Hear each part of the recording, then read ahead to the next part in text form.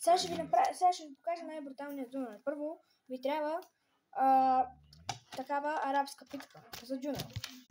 Сега, питката трябва да изпечете на тиган и да знаете. После взимаме чеснов сос и слагаме ето така, по този начин.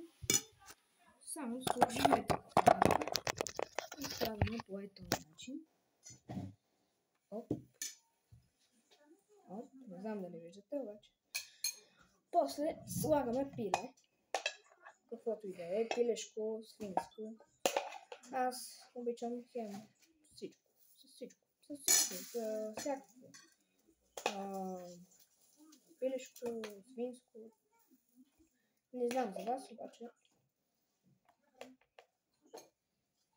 Така. Сложихме. Сега зеленчуците. Слагаме краставици. Айсберг не можахме да се сложиме. Оп. И най-отгоре, разбира се, слагаме, само да се свършим. Най-отгоре, разбира се, слагаме чеснок сос. И го сгъваме по този начин. Първо долната част, после тази, после го вдигаме по този начин и слагаме сос най-отгоре.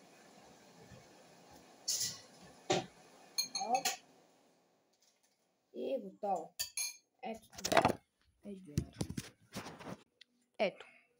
Оценка 10 от 10 по външен вид. Смисъл не е зле. Как изглежда. Нали? Това беше. Като цяло, абонирайте се за канала. Ако искате още такива рецепти, натиснете палец нагоре.